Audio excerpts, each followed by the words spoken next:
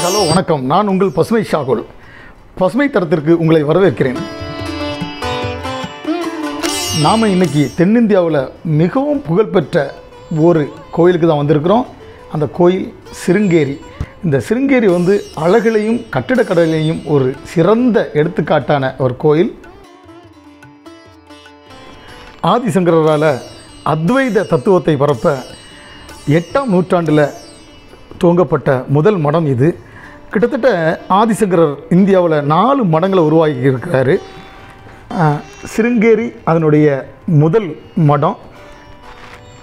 அப்புறமா பூரி, துவாரகை, கேதார்நாத் அப்படின்னு மேலும் 3 மடத்தை ஆரம்பிச்சிருக்கிறாரு. இந்த 4 மடங்களுமே அவருடைய அந்த அத்வைத்த தத்துவத்தை பரப்புறதுக்காக அவர் ஆரம்பிக்கப்பட்ட மடம்.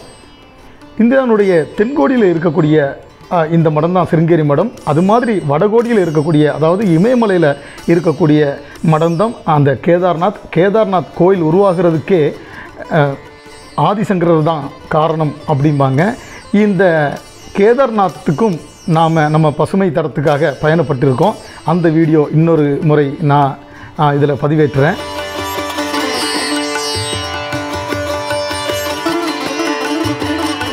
கர்நாடக மாநிலத்தில் உள்ள சிக்மகளூர் மாவட்டத்தில் அமைஞ்சிருக்கிற இந்த சிருங்கேரி மடமானது துங்கபத்ரா ஆற்றங்கரையில் அமைந்திருக்கக்கூடிய அழகான ஒரு அருமையான கட்டடக்கலை ரசிகர்களுக்கு, விரும்பிகளுக்கு ஒரு பாலபாடம் நடத்தக்கூடிய ஒரு அந்த மடமாகத்தான் நாம் பார்க்குறோம்.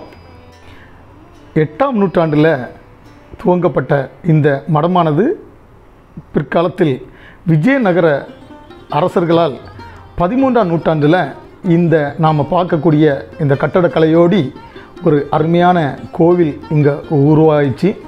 இந்த கோவில் பார்த்திங்கன்னா தேர் வடிவத்தில் இருக்கக்கூடிய ஒரு கோவில். பொதுவாகவே ஹம்பி, ஹலபேடு இந்த மாதிரியான இடங்கள்லையும் இது மாதிரியான ஒரு கட்டடக்கலையோடு தான் இந்த கோயில்கள் அமைஞ்சிருக்கும். அது மாதிரியான ஒரு அருமையான கட்டடக்கலையில் இருக்கக்கூடிய கோயில் தான் இது. பார்த்திங்கன்னா ஒவ்வொரு பகுதியிலையும் ஒவ்வொரு இன்ச்சு பை இன்ச்சாக நாம் பார்த்தாலும் இந்த கோயிலில் அத்தனை சிற்பங்கள் இருக்கும்.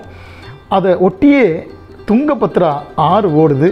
இந்த துங்கபத்ரா ஆறு எப்போவுமே வற்றாத ஒரு நதின்னு சொல்லலாம். அந்த அளவுக்கு அருமையான ஒரு ஆறு. இதில் இந்த ஆற்றினுடைய அந்த பக்கம் மறுபக்கம் இங்கே இருக்கக்கூடிய முக்கிய மதகுருமார்கள், இந்த சமய கல்வி கற்கக்கூடிய சீடர்கள் எல்லாரும் வசிக்கக்கூடிய அந்த பகுதி இருக்குது. அந்த ஆற்றுல பார்த்திங்கன்னா பெரிய பெரிய மீன்கள் அழகாக துள்ளி விளையாடுறதை பார்க்கலாம். மீன்கள்னாலும் அந்த ஒவ்வொரு மீனுமே ஒரு 40 கிலோ 50 கிலோ எடையோடு இருக்கும். அந்த அளவுக்கான மீன்கள். இந்த மீன்களுக்கு அங்கே வரக்கூடிய பக்தர்கள் அந்த பொரிகளை வாங்கி போடுற காட்சியை பார்க்கலாம். அதை சாப்பிட்டு அந்த மீன்கள் ரொம்ப ஒரு பார்க்க ஒரு அழகாகவும் ரொம்ப புஷ்டியாகவும் அதில் நீந்தி கழிக்கிறத நாம் பார்க்கலாம். இந்த சிருங்கேரி மடமானது பெங்களூரில் இருந்து 330 கிலோமீட்டர் தொலைவிலையும், மங்களூரிலிருந்து 108 கிலோமீட்டர் தொலைவிலும் இருக்குது.